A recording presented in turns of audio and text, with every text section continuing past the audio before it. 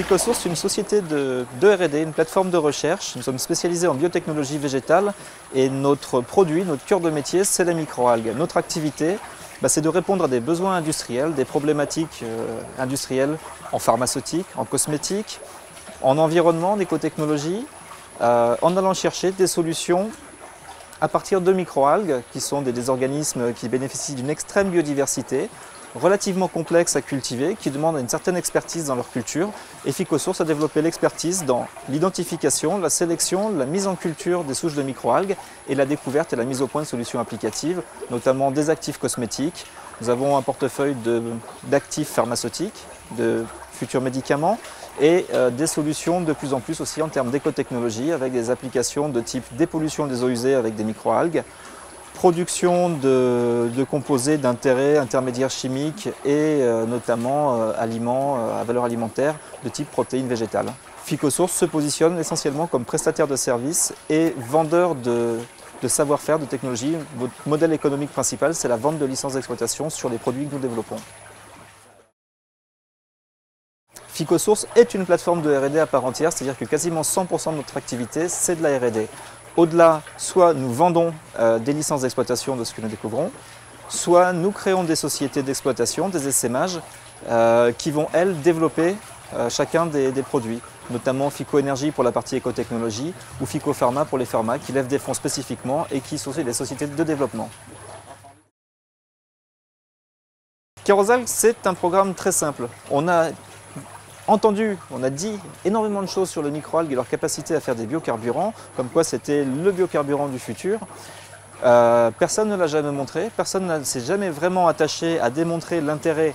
économique, écologique de la chose. Donc le programme Kerosalgues, c'est un démonstrateur de production de biokérosène à partir de microalgues sur lequel nous montrons que d'une part, c'est techniquement possible, que c'est écologiquement possible, intéressant, c'est-à-dire que le bilan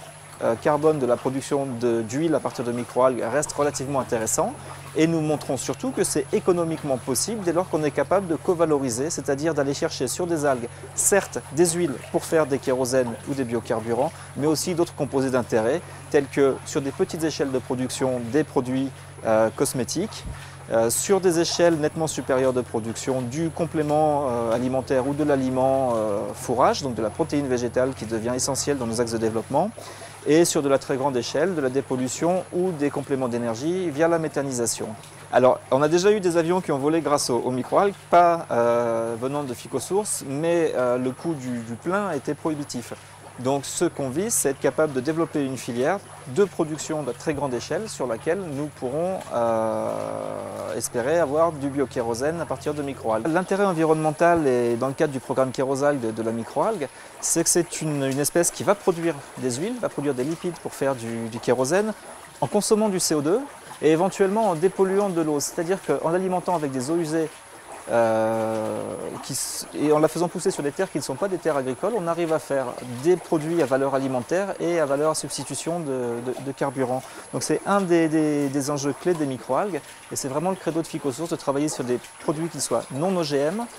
capables de contribuer à la dépollution à la fois des flux industriels, d'eau non potable et puis pour partie de CO2 aussi transformé en aliments et en biomasse.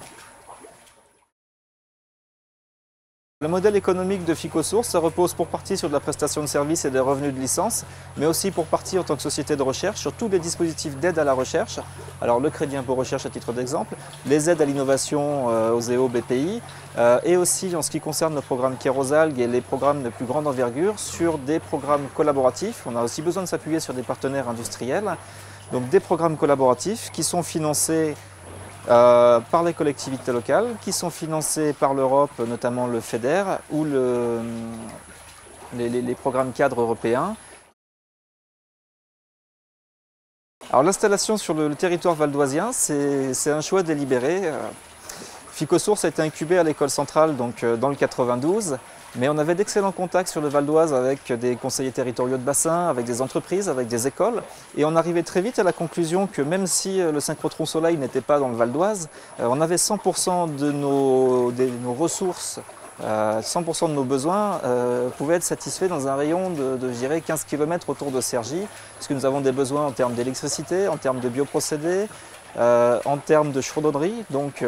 on a très vite travaillé avec l'école de biologie industrielle, avec des chaudronniers du Val d'Oise, avec des écoles d'électricité, d'électronique, et on avait toutes les ressources, je dirais, nécessaires à la naissance et à la croissance de Ficosource qui étaient présentes sur place.